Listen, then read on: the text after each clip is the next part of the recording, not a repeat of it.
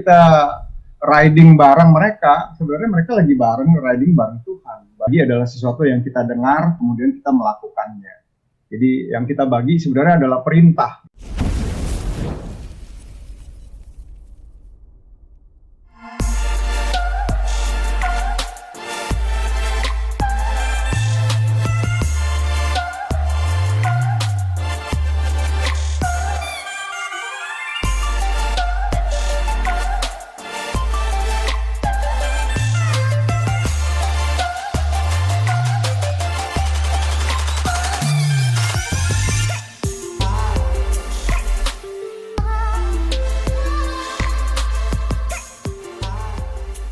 Shalom, kita bertemu lagi dalam podcast Redemption Production. Ini wajah saya, masuk nih wajah saya. Kami sudah menikmati teknologi. Iya. Teknologi yang suara. Nggak apa-apa ya, nggak apa-apa ini semua. Saya mau dengar suara saya kedengaran bagus nggak suara pianonya? Haleluya. Oke. Hari ini kita bertemu lagi dalam podcast Redemption Production dan bersama dengan yang punya Redemption Production yaitu Pendeta Andi Pranoto. Shalom Pak Andi. Salam Pak Peter, salam Pak Todi. Lalu di samping saya ada chiefnya Motorcycle Ministry. Wah. Pak Todi. Chiefnya ini. Chief. Kalau saya chef, dia chief. Oh gitu ya. Tapi chef minta tolong Pak, artinya kalau mau makan chef minta tolong gitu. Jadi istri saya yang masak Pak maksudnya. Lalu ada yang di dekat kami tapi jauh di sana di Bali yaitu Bapak Pastor Andi Prawira. Shalom Pak. Pak Andi ya. Shalom, Salam shalom. Pak Andi. Shalom semuanya, Aduh, senang sekali. kita nih Pak di podcast ini Pak orang dari seluruh penjuru dunia ada di sini Pak. Oh, Yang paling jauh dari Amerika Pak. ya. Ya, nah yang paling dekat ya dari Bali Pak. Itu Pak Andi sendiri. Terima kasih tuh waktunya ya Pak. Kita mau ngobrol-ngobrol nih Pak di podcast ini. Di podcast ini kita berbicara tentang banyak hal, tentang yang sudah pasti adalah ya untuk mengembangkan iman, mengembangkan kapasitas kita supaya kita menjadi orang yang berguna dan menjadi berkat buat banyak orang. Ya. Jadi di situ Pak, supaya kita bisa memperkenalkan Kristus itu siapa, lalu kita bisa memuridkan orang tanpa mesti merubah identitas mereka, tinggal memperkenalkan mereka tentang siapa Kristus yang harus mereka ikuti. Nah, kita bergerak di mana-mana Pak, bahkan sekarang dengan Bapak ini kita berbicara tentang komunitas, karena kebetulan Bapak juga expertnya komunitas yang ada di Bali, bahkan punya pengalaman pelayanan yang luar biasa di sana, dan kita mau dengar nih, kita mau sharing Pak, apa sih yang Bapak rasakan di saat Bapak sedang melayani di komunitas ini. Bapak bisa sharing sama kita supaya kita juga diberkati Pak. Bagaimana Pak Andi, setuju nggak Pak Andi? Ya, bagus Pak, betul. Ya. Iya. Ya. Ini juga ada Bro Todi nih. Iya. Kita masih junior ya Bro ya. Untuk komunitas motorcycle ya, tapi kita akan belajar dari para senior kita yaitu Pak Andi Prawira. Silakan Pak Andi. Sangat Pak Andi. Ya, terima kasih Pak Peter, terima kasih teman-teman semua Ya. waktunya. Ya, kita semua masih terus belajar ya Pak ya. Terutama belajar taat di dalam melakukan kebenaran. Jadi kalau kita bicara komunitas ya memang sebenarnya teladannya kan ya datang juga dari guru agung kita ya. Ya. Isa Al-Masih, Tuhan Yesus itu memang suka komunitas. Ya. Dia nggak pernah kemana-mana sendirian.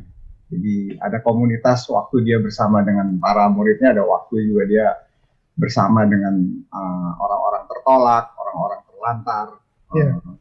Dan ini menginspirasi kita bahwa memang waktu dan kesempatan sangat terbatas bagi kita, terutama ya saya pribadi merasa bahwa life is too short ya, salah satu yang mendorong kita bahwa hidup adalah kesempatan untuk kita bisa bagi sebanyak-banyaknya apa yang kita punya, yang kita pikirkan, ide-ide, kesukaan, hobi kepada mereka.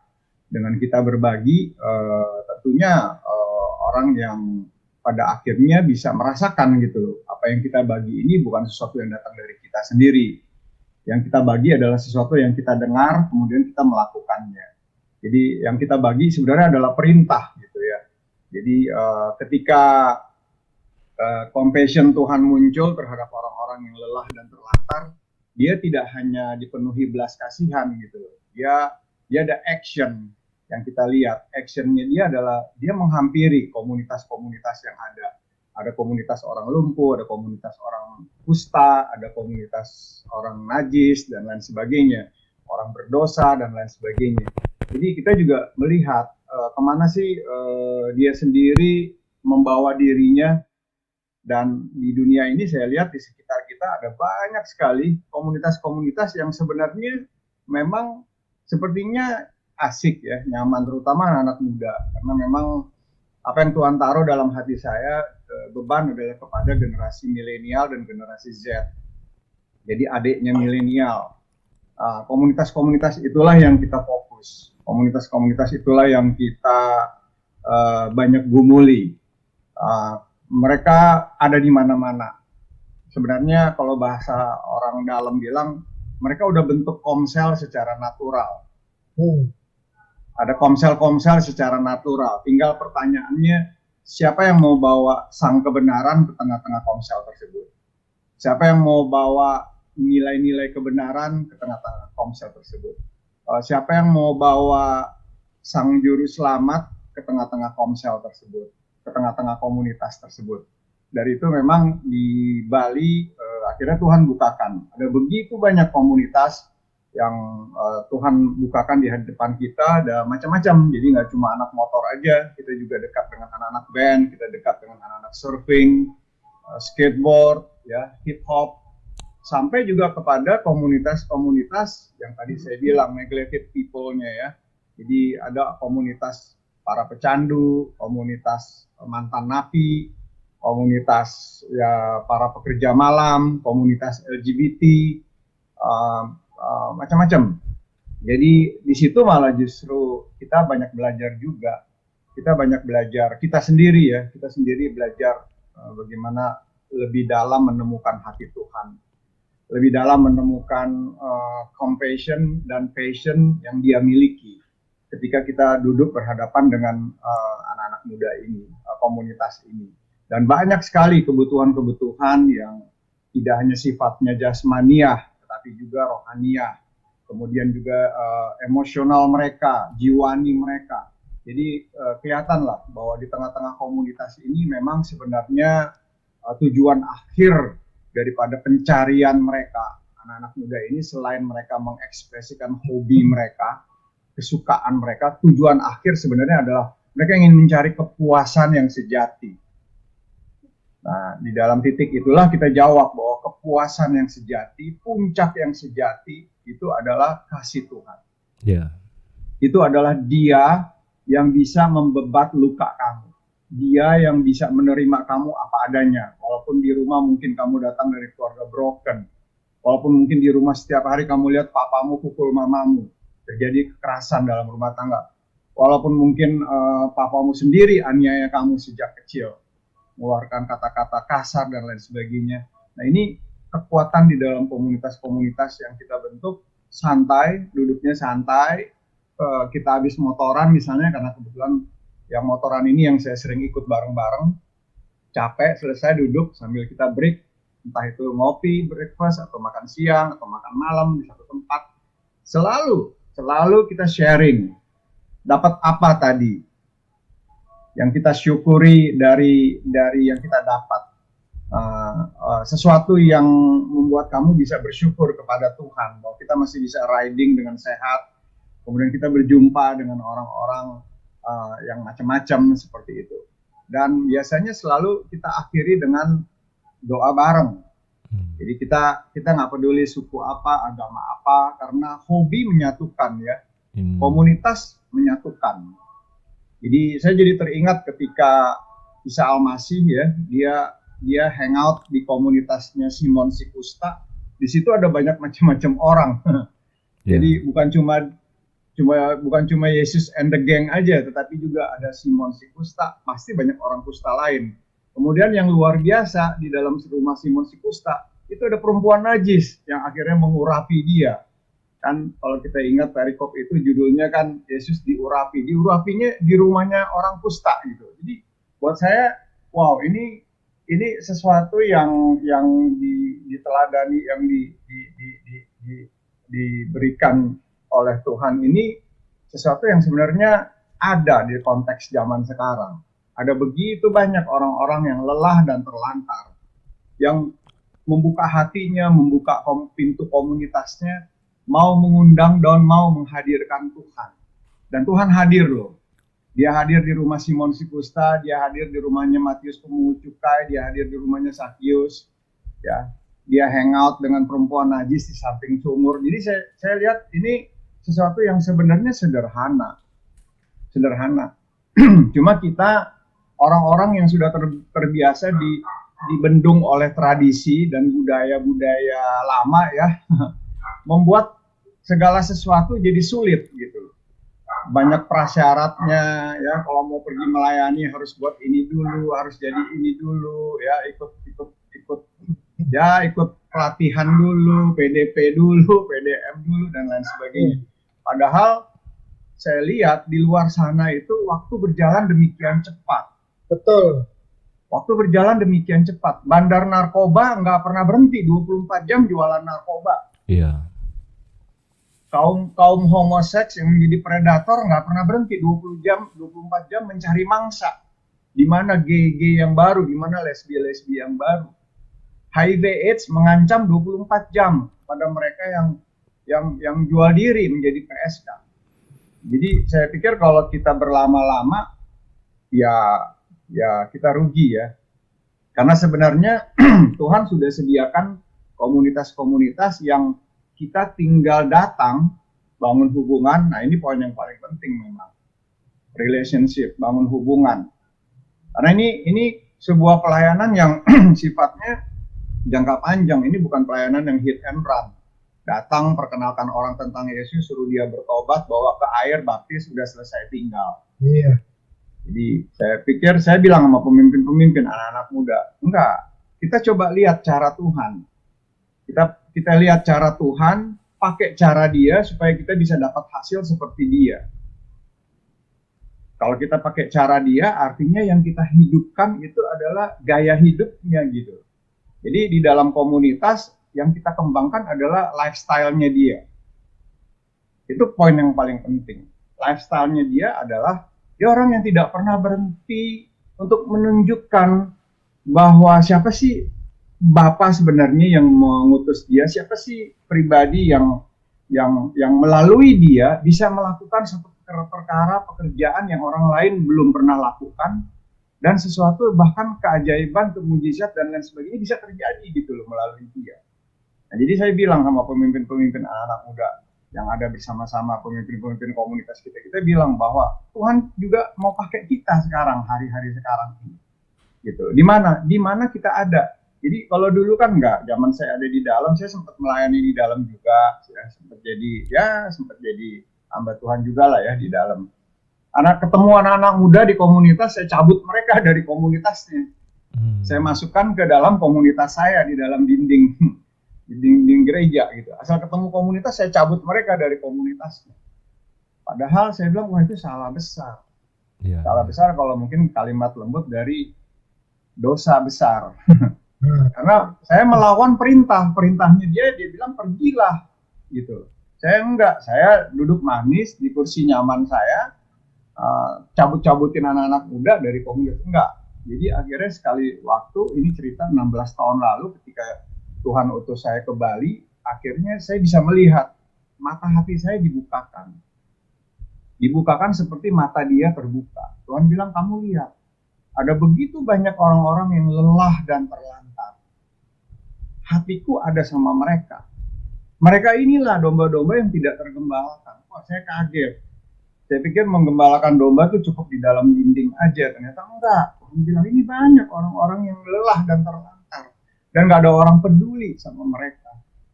Jadi banyak gerakan menjangkau suku terabaikan. Saya juga mengutus beberapa mahasiswa, karena saya juga melatih misi di beberapa mahasiswa.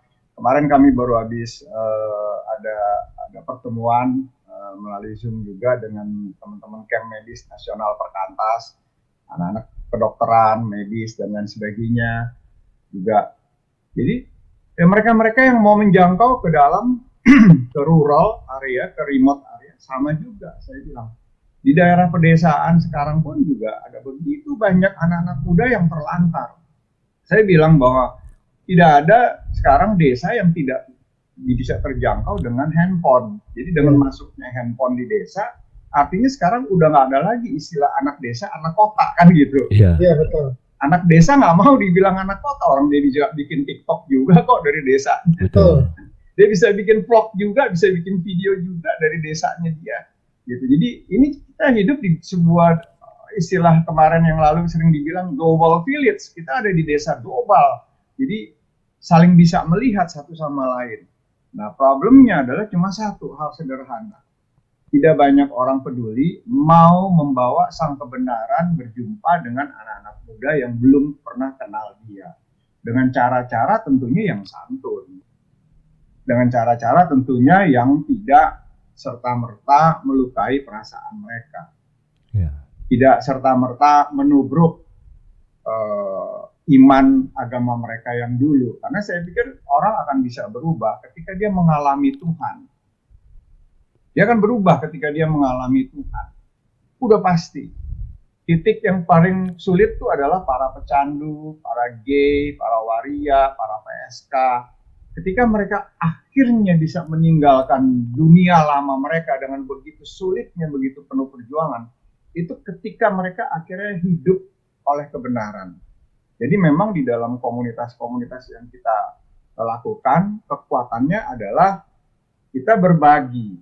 Kita sebutnya KPK, Kelompok Penemuan Kebenaran. Kelompok penemuan kebenaran adalah sama dengan discovery group. Iya. Jadi bagaimana kita menemukan firman, bagikan, kita sharing, kemudian kita doakan sama-sama. Kita nggak bicara tentang agama di sini, kita bicara tentang siapa juru selamat yang bisa bawa kebenaran, bisa bawa perubahan, bisa bawa transformasi di dalam kehidupan kalian sebagai komunitas. Gitu. Jadi saya sangat senang sekali kalau ada teman-teman juga yang di sana di Jakarta punya komunitas motor juga, punya komunitas yang lain juga. Ya kita sama-sama bisa hidupkan ini bagaimana akhirnya komunitas ini sungguh-sungguh menjadi yang tadinya adalah komunitas umum bisa menjadi komunitas Tuhan. Iya. Komunitas orang percaya. Gitu. Mungkin itu yang saya bisa bagikan di awal. Nah, betul. Kita setuju ya, karena di dalam menjadi berkat buat komunitas itu memang pekerjaan baru. Artinya sebuah kira-kira kita nggak bisa bawa orang dari gereja kayak tadi Bapak bilang kita angkat, kita pindah ke komunitas kita nggak bisa seperti itu. Justru yang Tuhan inginkan adalah pergilah dan dijadikan bangsa muridku itu adalah kita pergi mencari dan mendapatkan dan kita bawa dan kita muridkan mereka gitu kan Pak. Yeah. Tapi saya juga pernah ada di komunitas yang namanya outsiders Pak. Nah, outsiders ini orang-orang yang tidak pernah yang terbuang lah seperti Bapak bilang. Anak-anak pang Pak yang nggak punya rumah, orang tua ada tapi nggak mereka anggap gitu. Nah, kami pernah ada di dalam situ Pak, bahkan kita mau bicara sama mereka pun kita perlu kesabaran Pak. Karena kita sudah layani pribadi, di saat kita mau bertemu untuk komunitas, dia nggak datang Pak. Walaupun katanya sudah on the way. Rupanya on the way-nya Pak, on the way teller. Jadi dia memang perlu sabar lah kayak seperti itu. Gitu. Betul. Nah, Bro Kodi gimana nih Bro Kodi? Nah, ini kan aktivis komunitas motorcycle nih. Kok bisa mengumpulin seperti komunitas seperti Pak Andi Prawira tadi bilang itu gimana tuh?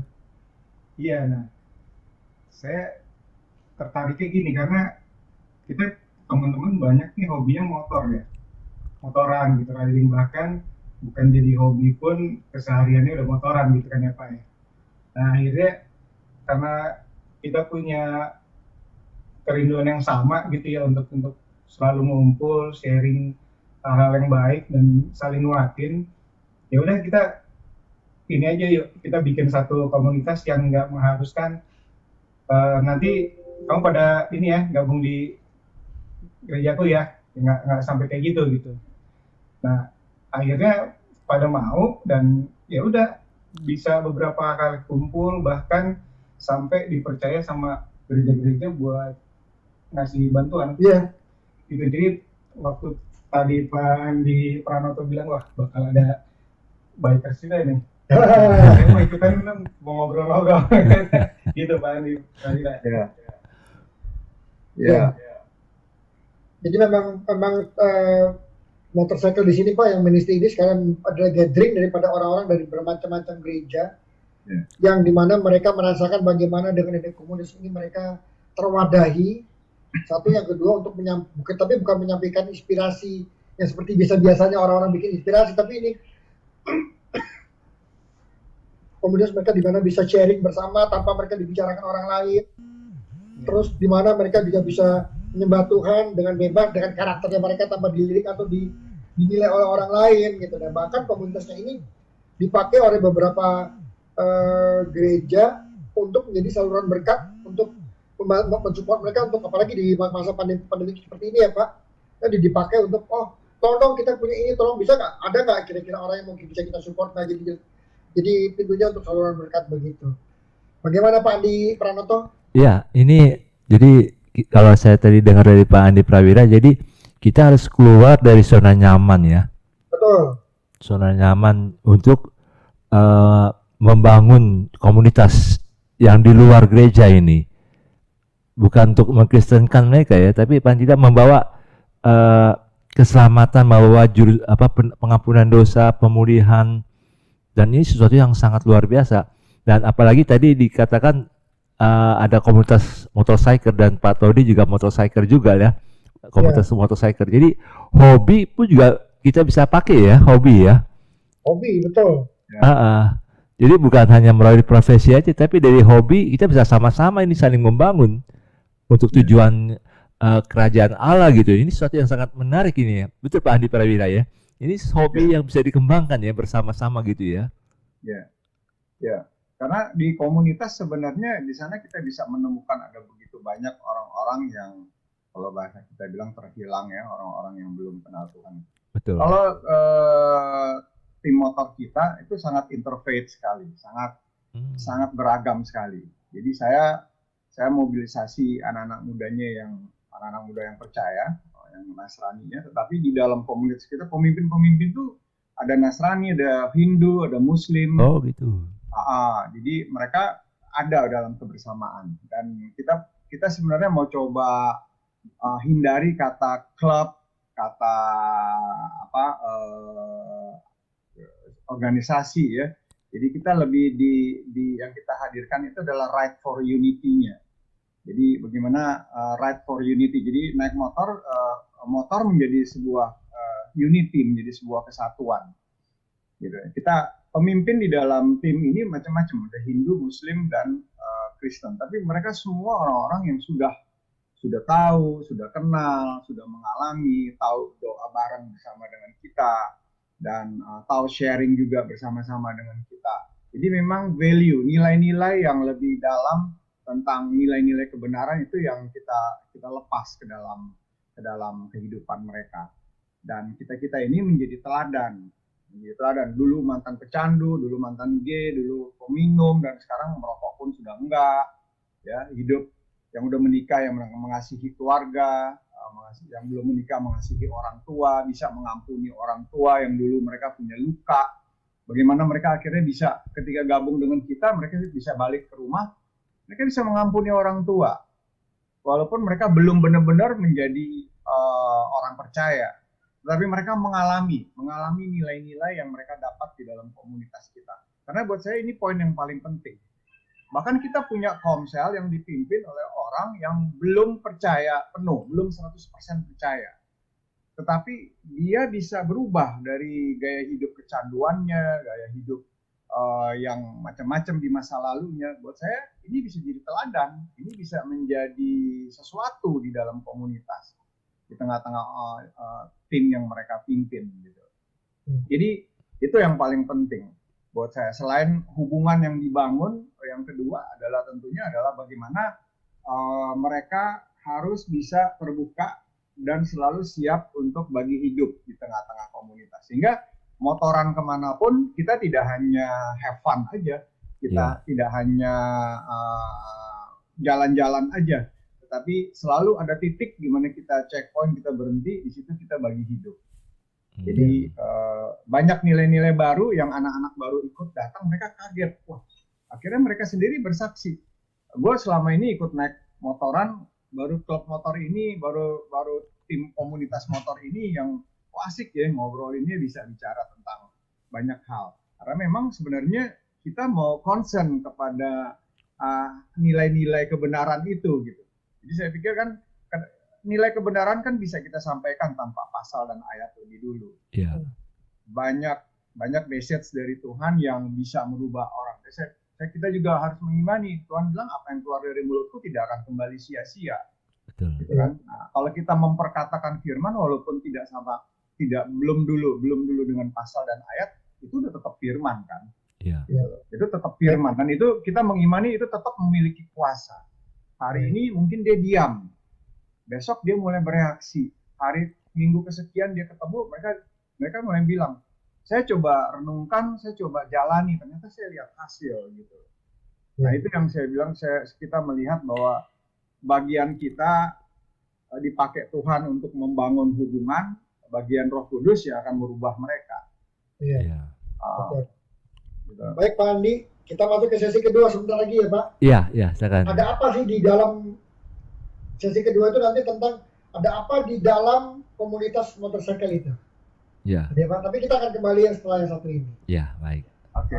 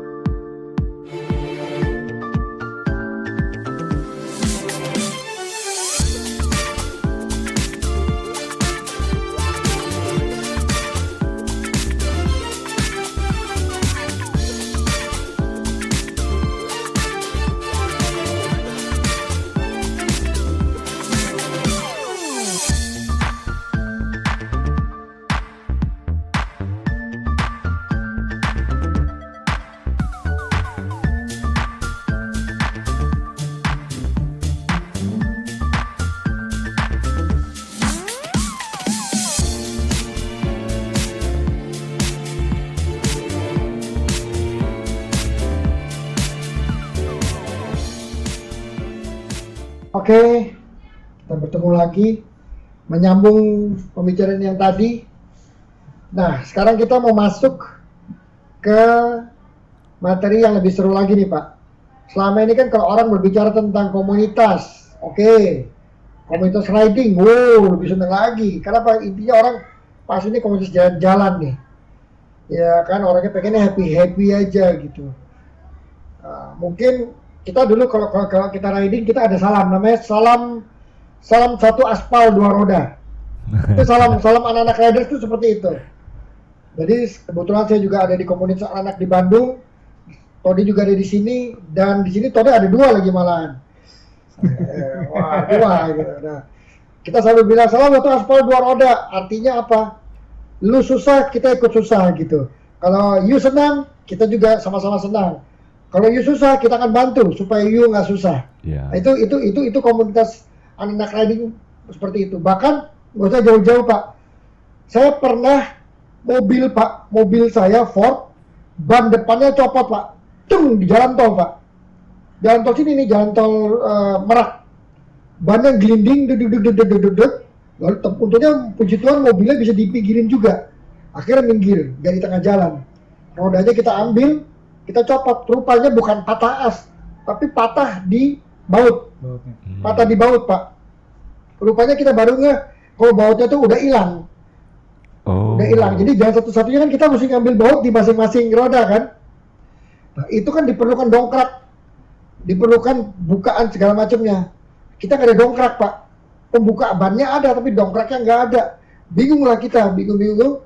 Akhirnya ada truk lewat Pak. Ada truk lewat, dia berhenti, dia bilang, ada apa Pak? Saya perlu dongkrak. Sini Pak, kami ada. Akhirnya bukan saya yang bongkar, dia yang bongkarin. Dia bongkar, dia angkat, dia pasang baut, segala macam. Akhirnya jadi, jegret. Aduh, kita nggak usah kerja kan? Ini truk loh Pak, truk. Akhirnya disimpan, dia disimpan dokumen, terus kita ngeluarin uang Pak 100.000. Maksudnya kita mau berkati si orang truk ini. Pak kita kasih, Pak nggak usah Pak. Loh Pak ambil, nggak usah Pak, nggak usah. Sama-sama Pak. Oh. Di satu jalan ini nasib kita sama. Dia bilang gitu. Jadi itu aja Pak, terima kasih. Pak bener nih Pak, nggak usah Pak. Di jalan ini nasib kita sama. Gitu artinya kalau saya nggak ditolong orang, saya nolong orang. Ya. Nah, itu seperti itu. Akhirnya dia pergi. Pak ini bener nih, saya nggak percaya Pak, seorang supir truk nggak mau terima uang 100.000 gitu. Tapi bener-bener dia tidak mau terima uang kami, bahkan mau ditambah 50.000 pun dia juga nggak mau. Artinya tidak Pak, kami ikhlas, nolong ikhlas. Ya. Karena kami Pak. Nah, itulah persaudaraan yang sebenarnya di jalanan. Jadi di antara orang-orang seperti itu aja ada. Tapi kalau di antara mobil-mobil yang bagus nggak ada Pak persaudaraan itu. Makanya you mogok, yang penting saya tidak mogok, saya jalan. Nah, anak-anak bikers itu merasakan yang seperti itu. Bahkan saya pernah punya Vespa dan punya komunitas Vespa. Saya mogok di jalan, saya dibantu, busi saya digantiin tanpa saya mesti bayar, dia punya busi baru. Saya pernah isi bensin, saya nggak bawa campuran oli, dia kasih olinya terserah mau pakai berapa banyak. Dan tanpa saya mesti bayar gitu. Vespa udah terkenal. Betul, Vespa udah terkenal dan disitulah makanya saya mengenal komunitas itu dari Vespa Pak. Dan di situ saya merasakan bagaimana keluarga Vespa itu luar biasa. Sisipan aja karena nggak kenal angkat tangan, gitu. Jadi ini luar biasa. Nah, inilah yang terjadi di komunitas motor yang dimana mungkin orang-orang yang nggak ngerti komunitas motor, mereka nggak tahu, mereka pikir motor cuma ngaco, mau konvoy aja, mau begini. Paling mereka nggak tahu persaudaraannya lebih erat daripada saudara dia yang naik kendaraan itu dengan adiknya sendiri gitu. Nah inilah yang terjadi di komunitas ini. Nah kami ingin tahu Pak, Bapak sebagai pembina bahkan pengelola daripada komunitas ini sebagai hamba Tuhan yang ada di dalam situ, pasti banyak dong Pak kejadian-kejadian yang terjadi atau intrik atau perdebatan, bahkan ada sesuatu yang bisa diselesaikan bersama di dalam komunitas. Bapak bisa tolong ceritakan nggak Pak? Ya, jadi sebenarnya kembali lagi kepada apa yang diajarkan kepada kita. Ketika kita udah pergi go riding, go kan, pergilah. Ya. Gitu kan, perginya kan saya berharap kita ini pergi itu nggak asal pergi. Ya, kita harus tahu bahwa kita pergi itu bisa lakukan sesuatu dari atas sadel motor kita. Ya. Nah, jadi sebenarnya sesudah go itu sebenarnya discipleship udah langsung jalan. Iya. Ya. Nah, jadi saya bilang, ini waktu sekarang kita mau pergi. Kalau lewati tempat-tempat kafe remang-remang, nightclub, spa plus-plus, berdoa ya. Masing-masing semua berdoa. Kadang-kadang yang non-Kristennya, yang Hindu-Muslim bingung, kok suruh doa di atas sadel motor. Saya jelasin, kenapa kita bisa doa, apa yang kita perlu doakan. Dia bilang, kamu tahu nggak ada begitu banyak perempuan-perempuan yang terzolimi di tempat-tempat seperti itu. Mereka terpaksa jual diri hanya untuk bisa sekolahkan anaknya di kampung. Atau mungkin bayar beli obat untuk ibunya yang sakit di kampung. Menghidupi keluarga di kampung. Yang sebenarnya mereka nggak mau hidup dengan cara mengkotori diri seperti itu. Kita doakan supaya hati Tuhan, hati Allah, hati Ida Sang Hyang, kalau di Hindu bilang, itu bisa menjamah mereka. Menjamah mereka, ada cara waktu Tuhan yang bisa akhirnya merubah mereka, akhirnya mereka juga bisa jadi cewek baik-baik. Kebetulan di dalam tim kita sendiri juga ada lady bikers beberapa orang. Jadi kita doakan, jadi sambil jalan. Kadang-kadang malah cara kita adalah kita bagi dua-dua motor, doa keliling. Terserah kamu mau ambil rute yang mana, masing-masing ambil, terserah. Sambil di jalan, sambil lewat. Kamu lihat sekarang, ada begitu banyak hotel yang tutup di Bali. Restoran yang tutup di Bali. Lapak-lapak di Kuta Legian, kalau bapak-bapak ke sana, Kuta Legian Seminyak tuh kayak kota mati. Jam 8 malam tuh lampu udah gelap, nggak ada aktivitas sama sekali. Hingar-bingar yang dulu kita tahu Bali itu nightlife-nya lumayan banyak, lumayan rame kalau hari malam minggu, terutama di Kuta Legian, di tempat bom Bali itu nggak ada sama sekali sekarang. Tutup total mereka semua. Kita keliling tempat-tempat berdoa supaya Tuhan kemana mereka kita nggak tahu, tapi kalau kita bisa makan, kita masih bisa fun di atas motor, kita mau berdoa buat mereka gitu. Jadi kita memulai sesuatu dari apa yang mereka bisa lakukan lebih dulu. Nggak harus tunggu orang mensupport kita. Kalau nanti pada akhirnya tiba-tiba saya dikirimin APD, ratusan APD, waktu itu ada 500 APD, wah ini luar biasa, lebih-lebih lagi. Jadi cara memuridkan mereka adalah kita bawa 20-30 APD di sandal belakang, kita belusukan ke kabupaten-kabupaten yang zona hitam, zona merah, bangun hubungan dengan anak-anak muda di desa itu. Kita bawa APD, kita lepas di dapur umum, kita lepas di puskesmas, kita lepas di balai desa, sambil kenalan dengan anak-anak muda di sana. Hasilnya adalah sekarang mereka ngundang kita untuk sharing dong tentang bahaya narkoba, sharing tentang bahaya seks bebas, dan lain sebagainya. Jadi, buat saya sebenarnya selalu ada kesempatan, selalu ada peluang untuk bagi hidup dengan orang lain. Nah, jadi ini yang saya bilang bahwa motoran kita tidak hanya motoran yang have fun aja, tetapi motoran yang mereka punya beban, ada beban yang mereka mau pikul, mereka mau bawa selama kita riding bareng-bareng. Dan beberapa kali juga kita diundang masuk ke beberapa desa-desa yang agak remote di Bali Timur. Di situ banyak sekali anak-anak remaja yang dieksploitasi menjadi pekerja seks di tempat-tempat pariwisata di Bali. Jadi kita ke sana, kita buat acara psikososial, kita buat acara trauma healing dengan anak-anak di sana. Kemudian main kartu karakter bareng. Abis itu kita tutup dengan doa, kita doakan mereka satu-satu. Dan itu sangat senang sekali orang tua di sana kita datang. Sangat senang sekali kepala-kepala desa, pengurus-pengurus desa di situ dan minta kita supaya kita bisa datang lagi. Itu motoran-motoran yang kita, kalau ini dari sisi komunitas motor ya. Karena ini baik untuk obat mereka terhadap pergumulan mereka sendiri. Kalau tadi Pak Peter tanya, ada apa di tengah-tengah komunitas motoran? Yang pasti pergumulan hidup. Mereka punya pergumulan hidup luar biasa. Mereka sepertinya aja senang dengan jaket, dengan sarung tangan, dengan helm di atas motor. Tapi ketika kita duduk, mereka mulai curhat. Mereka mulai terbuka. Apa yang menjadi pergumulan hidup? Nah, pergumulan hidup mereka itulah yang kita bawa di kaki Tuhan. Kita minta sama Tuhan, mereka bisa mau datang dengan kerelaan gabung di komunitas kita. Artinya ada sesuatu yang menarik mereka. Dan Tuhan bilang, iya betul. Kalau mereka mau motoran sama kamu, sebenarnya mereka udah motoran sama aku, katanya Tuhan bilang. Gitu. Jadi saya ingetin kepada pemimpin-pemimpin, saya bilang, ingat loh, saya bilang, ketika kita riding bareng mereka, sebenarnya mereka lagi riding bareng Tuhan, bareng Yesus. Karena Yesus bilang, aku di dalam kamu, kamu di dalam aku. Artinya kan kemana kita pergi, riding pun Yesus kita bawa. Iya. Artinya Yesus ikut riding bareng dengan mereka. Jadi ketika pergumulan mereka hadir, muncul, mereka mau jujur, terbuka. Entah itu kecanduan, entah itu kepahitan, entah itu luka, sakit hati terhadap papanya, dan lain sebagainya. Wah, saya bilang ini kesempatan untuk memperkenalkan pribadi yang tidak terlihat tapi selalu ikut riding bareng gitu loh. Itu dia tuh. Pribadi itu kita perkenalkan sama mereka tanpa masuk di ranah agama. Jadi mereka juga merasa nyaman. Karena leader-leader yang orang Kristen, saya ingatkan baik-baik. Ingat baik-baik, kita perlu bangun trust lebih dulu. Trust itu harus didasari dua hal, aman dan nyaman.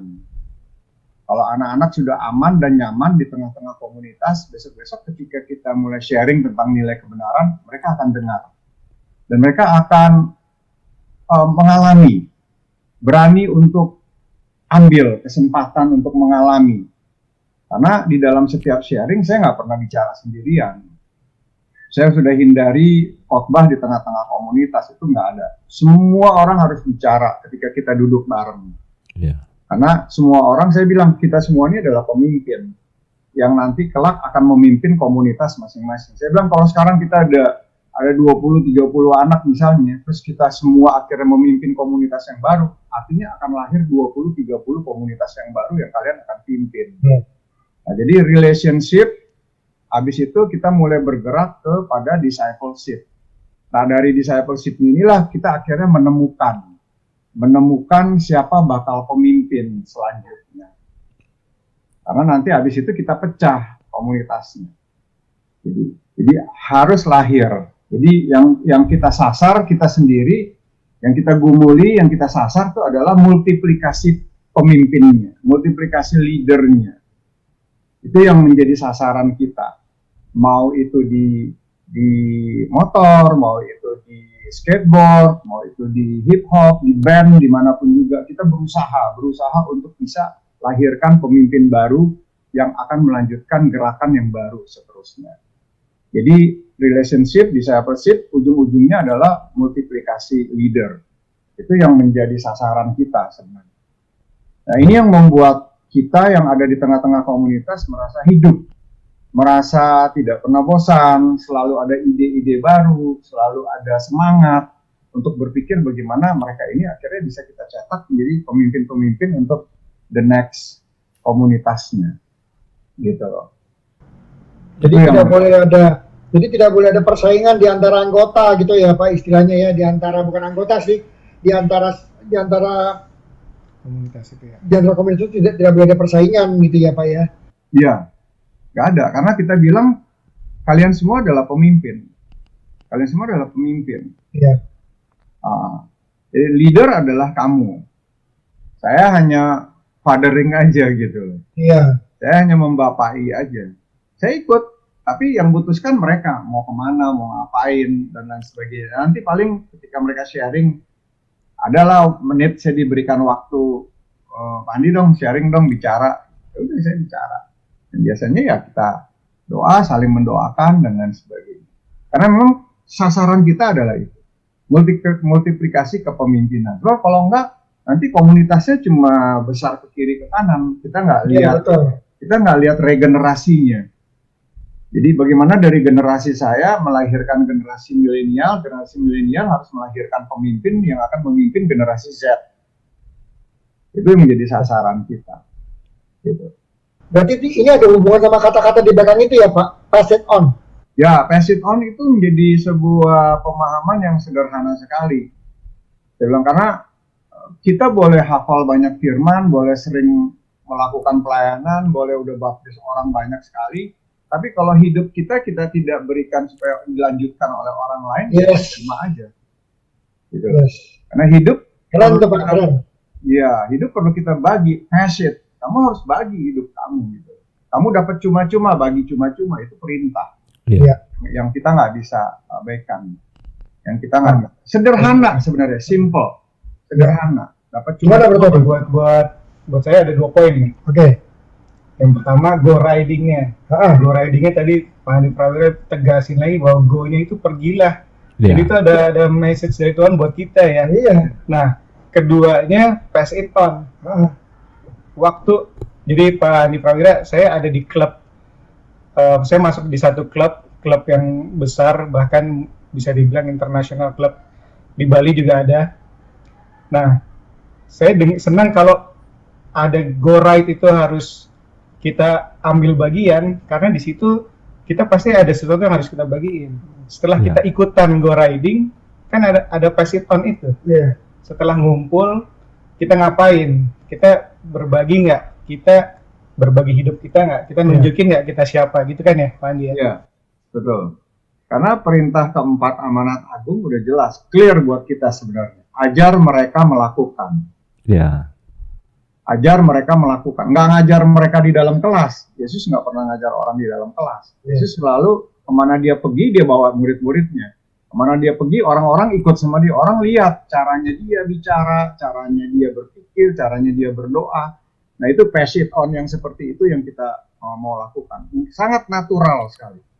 Sangat natural sekali. Pemimpin-pemimpin yang anak muda bisa lihat saya secara transparan. Apa yang saya perkatakan, apa yang ada dalam pikiran saya, apa yang ada di dalam ide-ide saya gitu. Jadi cara mengajar adalah ajar mereka melakukan.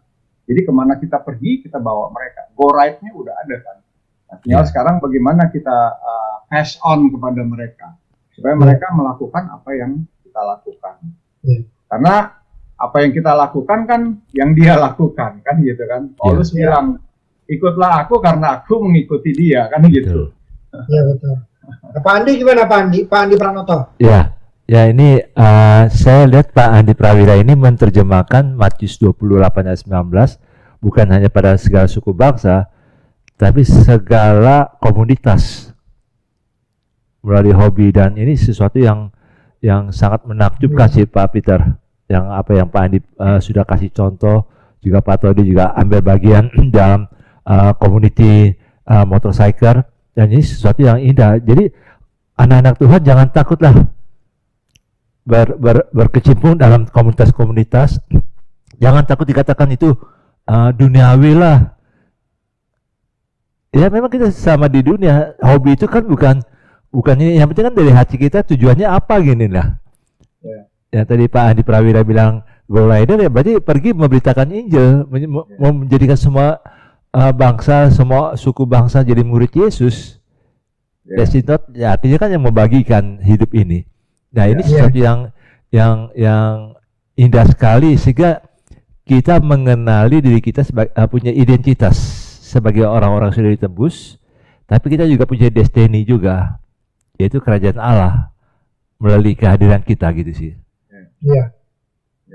Karena di komunitas kan macam-macam, kita bisa go riding, kita bisa go surfing, kita bisa go skating, kita bisa go dance, kita bisa go singing, sesuai dengan komunitas masing-masing, go football dan lain sebagainya.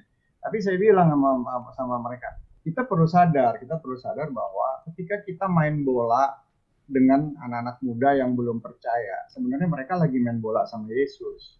Iya. Ini poin yang seringkali kita tidak sadari. Iya. Sehingga kita skip di situ. Kita hanya fokus kesukaan kita, kesenangan kita. Kita lupa. Saya bilang sama anak-anak bahwa ketika kamu menari dengan anak-anak, ngedance, ngehip hop dengan anak-anak yang belum percaya Tuhan, sebenarnya mereka lagi ngedance bersama Yesus. Karena Yesus bilang, aku di dalam kamu, kamu di dalam aku. Betul. Mana kita pergi, kita nggak pernah tinggalkan Tuhan di rumah kan, di kamar. Kita bawa dia pergi bersama-sama. Jadi ini poin sederhana sebenarnya yang kita mau kembalikan lagi gitu di dalam pikiran mereka, dalam hati mereka, bahwa kemana kita pergi Tuhan selalu ada, dan mereka itu lagi hangout sama Tuhan sebenarnya di tengah-tengah komunitas kita, di tengah-tengah hobi kita. Tuhan ada bersama-sama. Nah, tinggal bagaimana kita mengekspresikan dia, ajar mereka melakukan. Kayak tadi siapa Pak Tony bilang bagi-bagi sembako di masa pandemi dengan anak. Wah itu salah satu. Tapi perlu juga bawa anak-anak motor yang belum percaya Tuhan. Jadi komunitas harus dibuka, gitu. Harus dibuka. Tidak boleh eksklusif. Gitu. Saya tidak menutup. Saya di coffee shop kami, warung kopi kita itu namanya Hope. Hope itu kependekan, selain artinya harapan, itu juga kependekan dari House of Peacemaker. Jadi rumahnya pembawa damai. Jadi setiap anak-anak muda datang dengan berbagai macam gaya, tatoan, merokok, bawa alkohol, saya selalu ingetin, tempat ini tempat kumpulnya pembawa damai. Jadi dalam hati, berarti kalau gue mau aneh-aneh nggak enak dong di sini. Ya jangan, ini tempat pembawa damai kumpul. Gitu, House of Peacemaker. Nanti yang skateboard datang, yang dance datang, yang barista datang, yang anak-anak barbershop datang kumpul, builder motor datang kumpul jadi satu. Kita ngopi bareng karena coffee makes us one. Kopi menyatukan kita gitu. Nah itu yang kita bangun terus. Apalagi kan sekarang ini kan ya kita lagi rame lah ya, kita lihat bagaimana upaya-upaya mau memecah belah bangsa, radikalisme, intoleransi. Nah kenapa enggak dengan komunitas kita satukan mereka, dengan motor kita satukan mereka, dengan musik kita satukan mereka, gitu. Ini luar biasa. Tahun lalu di tengah-tengah pandemi waktu Sumpah Pemuda, kami kumpul komunitas begitu banyak kumpul. Wah, saya sampai ngeri juga dengan pecalang, dengan polisi, karena rame banget, macam-macam komunitas datang muncul. Dan mereka buat tag yang sederhana, beda it's not bad. Dalam rangka Sumpah Pemuda, beda it's not bad. Mereka mau tunjukin, mereka ngomong nih, gue anak-anak juggling bola asik-asik aja kok ketemu sama yang bukan juggling dan lain sebagainya. Sebelumnya kami buat pertemuan dua komunitas. Jadi kita beri judul The Battle. Itu Ya. waktu 17 Agustus. The Battle. Battle-nya apa? Battle barista sama battle dance, battle hip hop. Jadi anak-anak hip hop duduk, mereka lihat cara bikin kopi seperti itu. Terus anak-anak kopi duduk, mereka lihat ngedance seperti itu. Dan mereka bilang, wah ternyata asik juga ya ngedance gitu. Anak-anak dance-nya lihat, oh asik juga ya ternyata bisa bikin kopi sendiri, enak juga gitu. Nah, itu yang saya bilang komunitas perlu disatukan. Jadi sesekali buat ajang tidak hanya anak motor aja, tapi kita juga ngundang anak-anak komunitas-komunitas lain. Wah, bagus. Mereka belum percaya Pak, oh nggak apa-apa, semakin banyak anak-anak yang belum percaya, semakin baik buat kita. Karena semakin banyak jiwa-jiwa yang belum kenal Tuhan, mereka akhirnya akan mengenal Tuhan melalui pergaulan dengan kita. Minimalnya nilai-nilai baik, nilai-nilai kebenaran, nilai-nilai positif, itu akan mereka bawa pulang. Ya. Memaafkan, mengasihi orang tua. Kita sering bahas itu. Ada loh kebenaran bilang bahwa anak-anak kamu harus mengasihi orang tuamu. Kok bisa gitu ya? Kita mulai bahas. Kenapa kita? Terus yang satu bilang, gimana mau ngasihi orang tua? Orang tua saya, bapak saya tiap hari pukulin ibu saya. Dari saya kecil saya lihat ibu saya sampai patah-patah tangannya dipukulin. Nah di situ kita mulai ngomong tentang pengampunan. Kita mulai bicara tentang kasih. Gitu. Jadi selalu ada cara untuk menyeberangkan kebenaran di tengah-tengah komunitas, dan ini indah sekali. Memang mereka sendiri masih bergumul ya, memang masih bergumul dengan karakter-karakter mereka. Gitu. Tetapi mereka sudah menemukan tempat di mana tempat yang buat mereka bisa terima mereka apa adanya. Nah ini juga komunitas perlu, selain yang pertama tentunya terbuka, tidak eksklusif, yang kedua acceptance. Harus mau terima mereka apa adanya. Ya. Seperti hati Tuhan yang mau menerima orang apa adanya. Ini yang saya tekankan. Karena dengan kita accept mereka apa adanya, disitulah mereka akan merasa nyaman. Disitulah mereka akan merasa diterima. Kenapa mereka jadi gay? Karena mereka tertolak dari dalam rumah.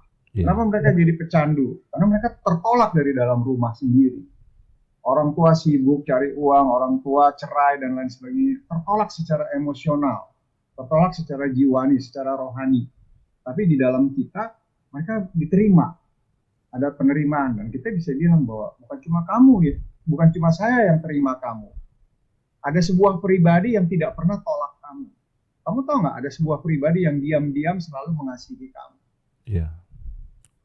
Dialah Allah itu sendiri, dialah Tuhan itu sendiri. Tapi pribadinya terus makin mengerucut sampai kepada Yesus itu sendiri.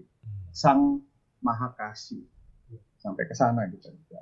Baik Pak, wah ini luar biasa nih.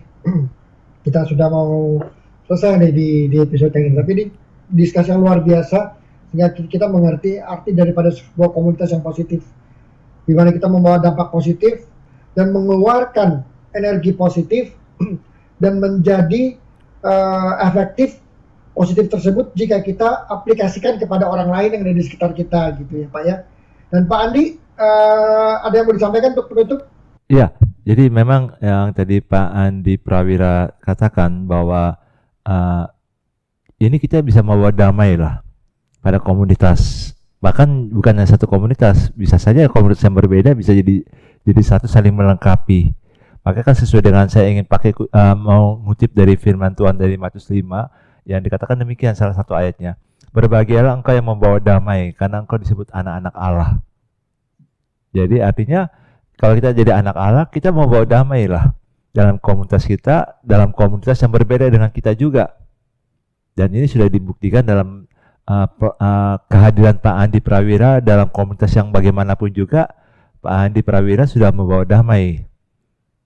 Dan Pak Peter, itu coffee hop-nya tuh Pak, enak sekali. Kita akan datang ke sana Pak. Kita akan bikin motorcycle mission trip bersama dengan Pak Andi Prawira nanti ya. Nah, Pak Andi ada yang disampaikan? Ya, saya kerasa banget energi dari Bali nih. Yang akan saya bawa juga nanti ke teman-teman di Motorcycle Ministry bahwa banyak, bukan cuma kita aja, gerakan udah mulai, yuk kita terus gitu, go riding, pass it on apa yang kita tahu tentang kebenaran itu sendiri. Yes, keren ya. Pak Andi Prawira ada yang mau disampaikan buat terakhir, buat menutup? Ya, Oke, Andi. saya pikir apapun yang kita lakukan, mau pelayanan apapun, termasuk tentunya di dalam komunitas, ada satu hal yang dibukakan oleh kebenaran, itu kita bilangnya komitmen 222. Komitmen 222 itu dari 2 Timotius 2 ayat 2. Bagaimana dari Paulus turun kepada Timotius, turun kepada orang yang cakap mengajar orang lain. Jadi semua pemimpin di komunitas saya bawa mereka fokus kepada 4 generasi. Jadi Paulus, Timotius. Jadi apa yang kamu dengar daripadaku, Timotius, percayakanlah itu kepada orang yang cakap mengajar orang lain. Jadi itu yang kita selalu taruh di kepala mereka. Jadi apa yang mereka lakukan, kerjakan, mereka harus fokus untuk melahirkan pemimpin sampai generasi keempat. Supaya nggak hanya sekedar main-main aja gitu, tetapi ada sebuah tanggung jawab. Itu yang kita bilangnya komitmen 222. Apapun juga, saya pikir nggak hanya di komunitas aja, pelayanan apapun juga, kalau kita punya tanggung jawab untuk membawa ini semua sampai terjadi multiplikasi. Nah, ketika multiplikasi pemimpin lahir, akan lahir juga multiplikasi gerakan di mana-mana. Mungkin itu, Pak. Baik. Terima kasih ya Pak Andi Prawira untuk waktunya. Terima kasih. Ya. Kita diskusi tentang komunitas. Pak Andi Pranoto, terima kasih Pak. Ya, Sama. sama-sama. Jadi, Nanti terima kasih Tuhan berkati. ya, Kita akan bertemu lagi di podcast kita selanjutnya di Redemption Production. Thank you. Ya. Thank you, Pak. Baik Pak. Bye. Salam. Hai. Ya.